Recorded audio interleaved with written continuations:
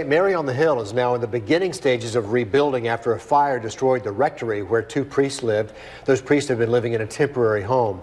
Celia Palermo is live outside the church for us tonight. Celia, how's it looking over there?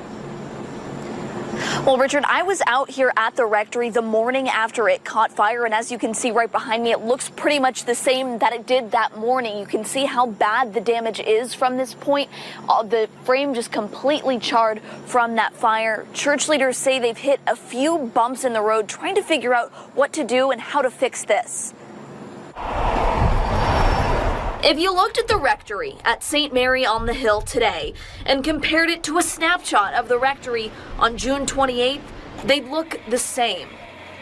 Charred rubble still hanging from telephone wires and in shrubs, ashes still piled in the parking lot, and a fence still blocking off the area. The house goes back to the 1900s, so to get a number of how much it was worth is very hard itself. Bogged down by the many hoops the church has to jump through first. We've been working with the insurance. They haven't been able to even touch the rectory since lightning struck in June and burned the home two priests were living in. I mean, I'm glad we moved out of there as quickly as we could, try to save up all that we can. They were able to save church records and documents, and the church office is just about a month away from completion. They've got insulation already placed into the halls and up into the ceiling areas.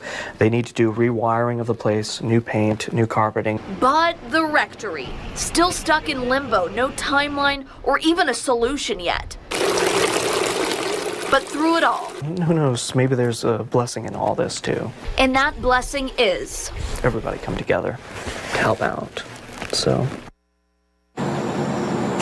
And one thing to think of here, Richard, is that it's rained a few times since that fire initially happened, so there's even more water damage than there was before here. Right now, Father Vernon and Father Ross, they're living in a condo. They're soon going to be moving into a temporary house, but right now they're living in there temporarily. And the thing with priests is that when they enter the priesthood, they take a vow of poverty. So when this fire happened, they lost what little they had to begin with.